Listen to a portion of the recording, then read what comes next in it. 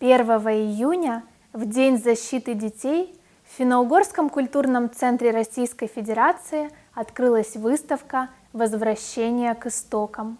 Это работы учащихся Центра художественного творчества «Школа-студия Радужка».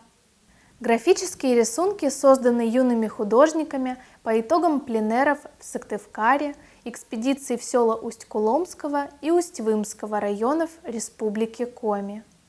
Ребята посещали исторические места, храмы и монастыри. Впечатления от них стали основой для создания графических работ.